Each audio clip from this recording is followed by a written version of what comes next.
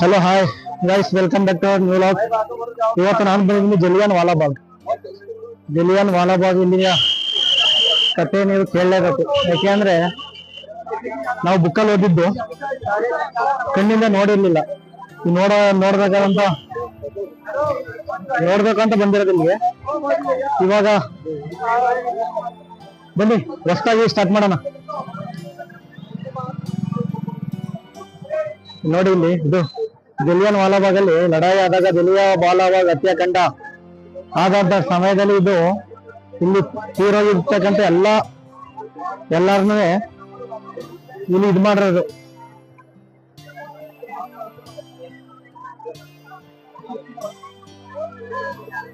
ಇದು honour of the Jallian Walabagh 13 April 1919ರಲ್ಲಿ 13 April 1919ರಲ್ಲಿ ಜಲಿಯನ್ ವಾಲಾಬಾಗ್ ಹತ್ಯಾಕಾಂಡ ಆದಂತ ಟೈಮಲ್ಲಿ ಮರಣ ಹೊಂದಿದಂತ ಎಲ್ಲಾ ಹೆಸರನ್ನ ಇಲ್ಲಿಗೆ ಬರೆದಿದ್ದಾರೆ. ಇದ್ರ ಬರ್ದಿದ್ದಾರೆ ನೋಡಿ, ನೀವು ಕಾಣಿಸ್ತಿರ್ಬೇಕು. ಜಲಿಯನ್ ವಾಲಾಬಾಗ್ ಅಲ್ಲಿ ಹತ್ಯಾಕಾಂಡ ತೀರ್ಕೊಂಡಂತ ಎಲ್ಲಾ ಹೆಸರು ಇದ್ರ ಮೇಲೆ ಬರ್ದಿರೋದು. ಬನ್ನಿ ಈಗ ಒಳಗಡೆ ಹೋಗೋಣ.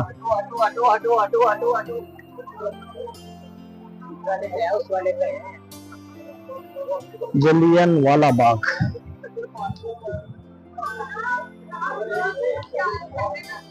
ಬ್ರಿಟಿಷ್ ಕಾಲದಲ್ಲಿ ಇದ್ದಂತ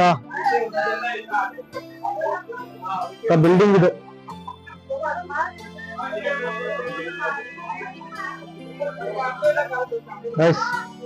ನೋಡ್ತಿದ್ರಿ ಇಲ್ಲಿ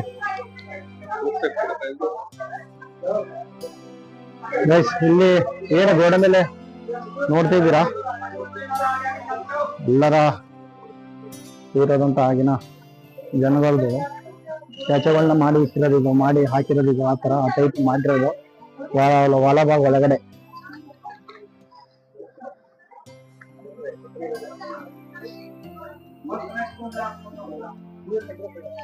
ನೋಡಿ ಒಳಗಡೆ ಏನೆಲ್ಲ ಐತೆ ನೋಡೋಣ ಬನ್ನಿ. ಜಲಿಯನ್ ವಾಲಾಬಾಗ್ ಈ ವಿಡಿಯೋನ ಯಾರು ಕೂಡ ಸ್ಕಿಪ್ ಮಾಡದೇನೆ ನೋಡ್ಬೇಕು. ಯಾಕೆ ಅಂದ್ರೆ ನಾವು ಬುಕ್ಕಲ್ಲಿ ಮಾತ್ರ ಓದಿದ್ದು, ಇಂದ ಕಣ್ಣಿಂದ ನೋಡುವಂತ ಒಂದು ಸಂದರ್ಭ ಇದು ವಿಡಿಯೋನ. ಬ್ರಿಟಿಷ್ ಕಾಲದಲ್ಲಿ ನಮ್ಮ ಭಾರತೀಯರು ಪಟ್ಟಿರ್ತಕ್ಕಂಥ ಕಷ್ಟ ಇದರಲ್ಲಿ ಅಡಗೈತೆ. ಒಂದೊಂದು ಜಾಗದಲ್ಲಿ ಒಂದೊಂದು ನೆನಪು ಇಲ್ಲಿ, ಒಂದೊಂದು ಜಾಗದಲ್ಲಿ ಒಂದೊಂದು ನೆನಪು. ಇದ್ರ ಕಥೆಯನ್ನ ಕೇಳ್ಬಿಟ್ರೆ ಒಂದು ಕ್ಷಣ ಜೀವ ನಿಲ್ಲುತ್ತೆ. ಯಾಕೆಂದ್ರೆ ಆಗಿನ ಕಾಲದವರು ಮಾಡಿದರೆ ಆತರ ಶ್ರಮವನ್ನ ಪಟ್ಟವ್ರೆ. ಗಾಂಧೀಜಿ ಅವರೆಲ್ಲ ಕೊಟ್ಟಿರ್ತಕ್ಕಂಥದ್ದು. ನಾನು ನಿಮಗೆ ಒಂದೊಂದನ್ನ ಎಕ್ಸ್ಪ್ಲೇನ್ ಮಾಡ್ಕೊಂತ ಹೋಗ್ತೀನಿ.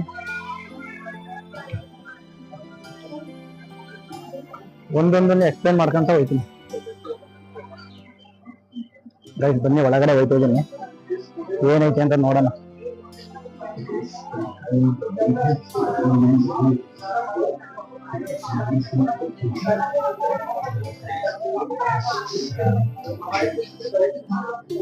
ಏಕ ಕಷ್ಟದಾಯಕ ಯುದ್ಧ.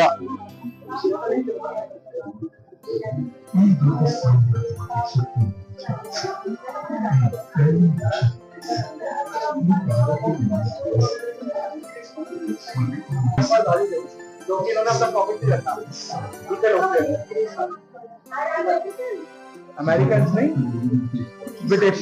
ये लोग ब्रिटिश लोग ಓದಿ ಗೊತ್ತಾಗುತ್ತೆ. ಒಂದೊಂದೊಂದೊಂದು ಎಕ್ಸ್ಪ್ಲೇನ್ ಮಾಡ್ಬೋದು, ಒಂದೊಂದೊಂದು ಎಕ್ಸ್ಪ್ಲೇನ್ ಮಾಡಕ್ ಆಗದೆ ಇವತ್ತಿಗೆ ತೋರಿಸ್ಕೊಡ್ತಾ ಇದ್ದೀನಿ. India nationalisation during the war 1914 to 1918.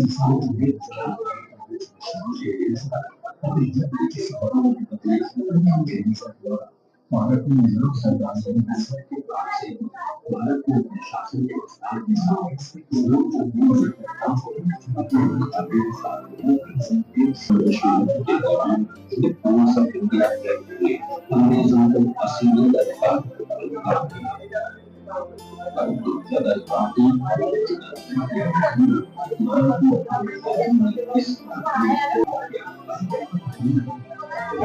ಅಂಗ್ರೇಜಿಯ ಟೈಮಲ್ಲಿ ಎಷ್ಟು ಕಷ್ಟಪಟ್ಟವ್ರೆ ಅಂದ್ರೆ ನಮ್ಮ ಇಂಡಿಯನ್ಗಳು ಹೇಳ್ಬಾರ್ದು ಸ್ನೇಹಿತರೆ.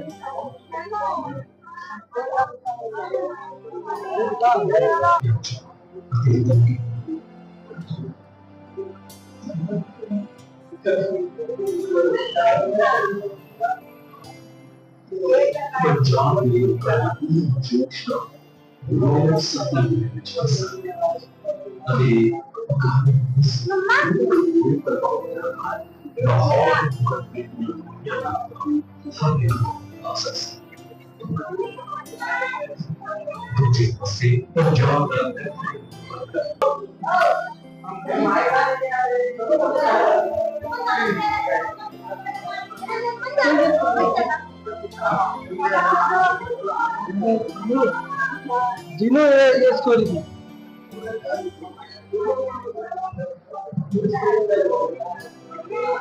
ನೋಡಿ ಇಲ್ಲಿ Jallian Walabagh.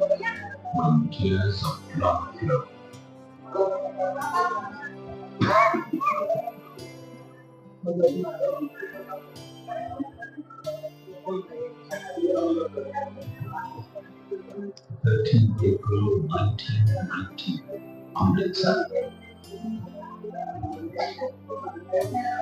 All Punjab was celebrating Baisakhi. Baisakhi ಹಬ್ಬದ ಸೆಲೆಬ್ರೇಷನ್ ಮಾಡ್ತಿದ್ದಂತ ಸಂದರ್ಭದಲ್ಲಿ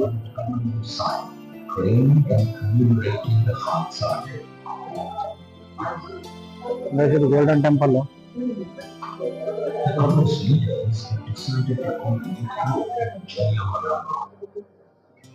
Demanding the release of Dr. Sitapal and Dr. Kishi to withdraw from the act. As the day proceeded, a small child, Timur, announced to the city that there would be a appointment in the Kokati and Jayamanaka.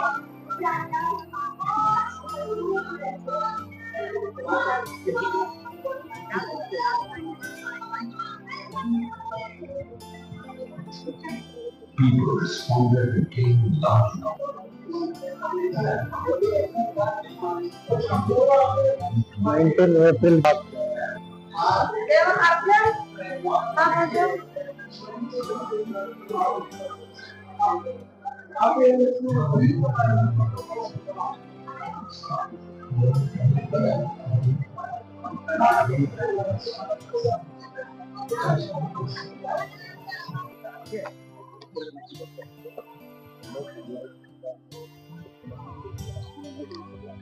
Guys 19 April 13, 1919ರಲ್ಲಿ ಇಂಗ್ಲಿಷರ ವಿರುದ್ಧ ಸತ್ಯಾಗ್ರಹವನ್ನ ಶುರು ಮಾಡಿದ್ರು. ಸತ್ಯಾಗ್ರಹವನ್ನ ಶುರು ಮಾಡಿದಾಗ ಭಾರತೀಯರ ಮೇಲೆ ರೋಲೆಟ್ act ಅನ್ನ ಹಾಕಿದ್ರು. ಯಾರು? ಇಂಗ್ಲಿಷರು. ಬ್ರಿಟಿಷರು ರೋಲೆಟ್ ಆಕ್ಟ್ ನ ಹಾಕಿದಾಗ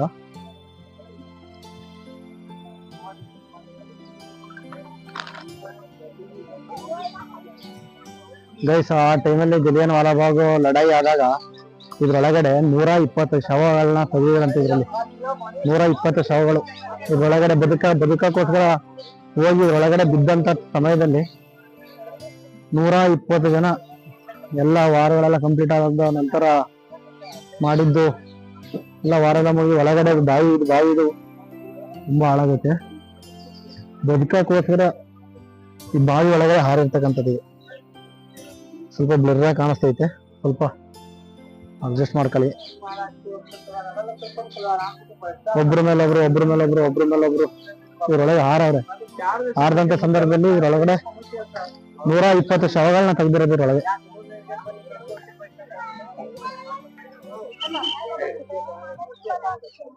ಇದೇ ಬಾವಿ, ಇದೇ ಗುಂಡಿ ಒಳಗಡೆ ಹಾರಿದ್ದಂಥದ್ದು ಜನ. ನೋಡಿ, ಇದು ಬಂದು ಈಗ ನೋಡ್ತಾ ಇರ್ತಕ್ಕಂಥ ಜಾಗ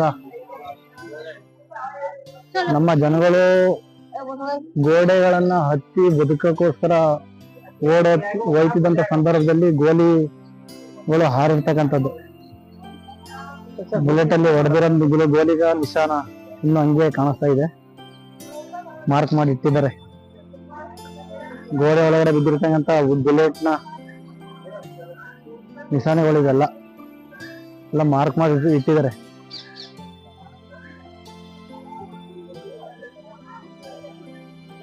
ಈ ಗೋಡೆಗಳನ್ನ ಆ ಟೈಮಲ್ಲಿ ಹಾರಬೇಕಾದಂತ ಸಂದರ್ಭ ಬಂದಾಗ ಜನಗಳು ಹತ್ತತ್ತಿ ಓಡ್ತಿದಂತ ಸಂದರ್ಭದಲ್ಲಿ ಗೋಲಿಗಳನ್ನ ಹೊಡೆದಾಗ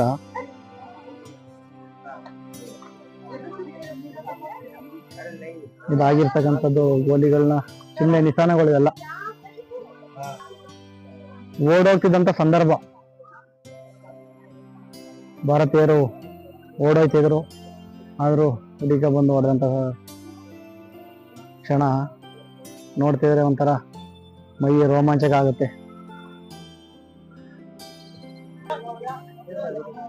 ಡ್ರಿಂಕಿಂಗ್ ಪ್ಲೇಸ್, ಬನ್ನಿ ನೀರು ಕುಡಿಯಕ್ಕೆ, ನೀರು ಕುಡಿಯೋ ಗೈಸ್. ಇದು ಬಂದು ಸೇಮ್ ಅದೇ ತರ ಆಗಿರೋದು, ಗೋಲಿಗಳ ನಿಶಾನೆ ಬಿದ್ದಿರ್ತಕ್ಕಂಥ ಜಾಗ. ಅದು ಬಂದು ಇನ್ನೊಂದು ಏನಪ್ಪಾ ಅಂದ್ರೆ, ಈ ಕಹಾನಿ ಹೇಗಿದೆ ನೋಡಿ. ಬ್ರಿಟಿಷರು ವಿರುದ್ಧ ಭಾರತೀಯರು ಏನು ಸತ್ಯಾಗ್ರಹನ ಮಾಡ್ತಿದ್ರು ಗಾಂಧೀಜಿಯವರು, ಅದೇ ಸಂದರ್ಭದಲ್ಲಿ ಭಾರತೀಯರ ಮೇಲೆ ರೋಲ್ ಆಕ್ಟ್ ನ ಹಾಕ್ತಾರೆ.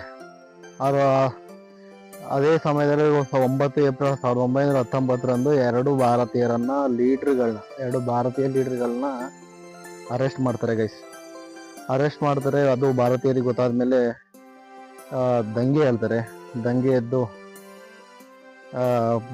ಬಿಲ್ಡಿಂಗ್ಗಳನ್ನ ಸುಟ್ಟಾಕೋದು, ಆಮೇಲೆ ಪತ್ತರ್ಬಾಜಿ, ಕಲ್ ತೂರಾಟ ಎಲ್ಲ ಮಾಡ್ತಾರೆ.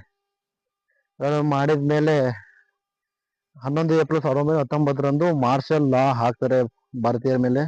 ಆಮೇಲೆ ಪಂಜಾಬಿನ ಜವಾಬ್ದಾರಿಯನ್ನ ಜನರಲ್ ಡಯರಿ ಕೊಡ್ತಾರೆ. ಆಮೇಲೆ 13ನೇ ತಾರೀಕಿನಂದು ಜನರಲ್ ಡಯರ್ ಅವರು ಒಂದು ಟ್ರೂಪ್ನ ರೆಡಿ ಮಾಡ್ತಾನೆ. ತನ್ನ ಒಂದು ಟ್ರೂಪ್ನ ರೆಡಿ ಮಾಡ್ತಾನೆ ಭಾರತೀಯರ ಮೇಲೆ ಅಟ್ಯಾಕ್ ಮಾಡಕ್ಕೆ ಅಂತೇಳಿ. ಒಂದು ಟ್ರೂಪ್ ರೆಡಿ ಮಾಡ್ತಾನೆ. ರೆಡಿ ಮಾಡಿದಂಥ ಸಂದರ್ಭದಲ್ಲಿ ಇದೇ ಸ್ಟ್ಯಾಚು ನೋಡಿ, ಏನು ಈ ಸ್ಟ್ಯಾಚು ನೋಡ್ತಾ ಇದ್ದೀರಿ. ಇದೇ ಸ್ಟ್ಯಾಚು ಭಾರತೀಯರು ಹೋಗಿರ್ತಕ್ಕಂಥ ಅವ್ರಿಗೆ ಪ್ರತಿ ವರ್ಷ ಶ್ರದ್ಧಾಂಜಲಿಯನ್ನ ಅರ್ಪಿಸ್ತಾರೆ. ಅರ್ಪಿಸ್ತಕ್ಕಂಥದ್ದು ಇದೇ ಜಾಗದಲ್ಲಿ. ನಾವು ಈಗ ಏನು ನೋಡ್ತಾ ಇದ್ದೀವಿ ಸ್ಟ್ಯಾಚು, ಇದೇ ಸ್ಟ್ಯಾಚು ಮುಂದೆ ಪ್ರತಿ ವರ್ಷ 13ನೇ ತಾರೀಕು ಏಪ್ರಿಲ್ ಪ್ರತಿ ವರ್ಷ ಶ್ರದ್ಧಾಂಜಲಿಯನ್ನ ಅರ್ಪಿಸ್ತಕ್ಕಂಥದ್ದು ಇವ್ರಿಗೆ. ಆಮೇಲೆ ಡಯರ್ ಅನ್ನೋನು ಏನು ಒಂದು ಟ್ರೂಪ್ ರೆಡಿ ಮಾಡಿದ್ದ, ಅದರಲ್ಲಿ ವಿತೌಟ್ ಪರ್ಮಿಷನ್ನು, ಏನು ಆದೇಶ ಇಲ್ಲದೇ ಫೈರಿಂಗ್ನ ಶುರು ಮಾಡ್ತಾನೆ. ಶುರು ಮಾಡಿ ಅದರಲ್ಲಿ ಸಾವಿರಾರು ಜನ ಭಾರತೀಯರು ಸಾಯ್ತಾರೆ. ಆಮೇಲೆ ಅದೇನು ಕಾಣಿಸ್ತಾ ಇದೆಯಲ್ಲ, ಅದರಲ್ಲಿ ಬದುಕಲೋಗೋಸ್ಕರ ಅದು ಓಡಾಡಿದಂಥ ಜನಗಳು ಕೊನೆಗೆ ಅದರೊಳಗಿಂದ ತೆಗೆದಂಥದ್ದು ಶವಗಳು 120 ಶವಗಳು. ಲಾಸ್ಟಿಗೆ ಎಲ್ಲ ಮುಗಿದಂಥ ಸಮಯದಲ್ಲಿ 120 ಶವಗಳನ್ನ ಹೊರಗಡೆ ತೆಗಿತಾರೆ. ಶವ 120 ಶವಗಳು. 120 ಶವ ಅಂದ್ರೆ ಅಷ್ಟಿಷ್ಟು ಕಮ್ಮಿ ಅಲ್ಲ. ಓಕೆ. ಆಮೇಲೆ ಈಗ ಇದೇನು ಕಹಾನಿ, ಇದೇ ಸಣ್ಣ ಪುಟ್ಟ ಕಹಾನಿ ಅಲ್ಲ ಸ್ನೇಹಿತರೆ, ಇದೇನು ಸಿಕ್ಕಾಪಟ್ಟೆ ದೊಡ್ಡ ಲಂಬ ಕಹಾನಿ ಐತೆ. ಇವುಗಳನ್ನ ಎಕ್ಸ್ಪ್ಲೈನ್ ಮಾಡ್ತಾ ಹೋಯ್ತಾ ಇದ್ರೆ ಬಹಳ ಅಂದ್ರೆ ಬಹಳ ಐತೆ. ಈ ವಿಡಿಯೋನ ಇಲ್ಲಿಗೆ ಕ್ಲೋಸ್ ಮಾಡ್ತೀನಿ. ಆದಷ್ಟು ಈ ವಿಡಿಯೋನ ಶೇರ್ ಮಾಡಿ, ಲೈಕ್ ಮಾಡಿ, ಕಮೆಂಟ್ ಮಾಡಿ, ಮುಂದೆ ಬರ್ತಕ್ಕಂಥದ್ದು ವಿಡಿಯೋಗಳನ್ನ ಹೆಲ್ಪ್ ಮಾಡಿ ಆಯ್ತಾ. ಮುಂದೆ ಬರ್ತಕ್ಕಂಥ ವಿಡಿಯೋಗಳು ಪ್ರತಿಯೊಂದು ಆದಷ್ಟು ಧಾರ್ಮಿಕ ಜಾಗಗಳನ್ನ ತೋರಿಸ್ಬೇಕು ಅಂತ ಅನ್ಕೊಂಡಿದ್ದೀನಿ. ನನಗೆ ಎಷ್ಟಾಗುತ್ತೋ ಅಷ್ಟು ತೋರಿಸ್ಬೇಕು ಅಂತ ನಾನು ಅನ್ಕೊಂಡಿದ್ದೀನಿ. ಹಾಗೂ ಈ ವಿಡಿಯೋನ ಇಲ್ಲಿಗೆ ಎಂಡ್ ಮಾಡ್ತೀನಿ. Thank you so much. ಎಲ್ಲರೂ ಒಂದೇ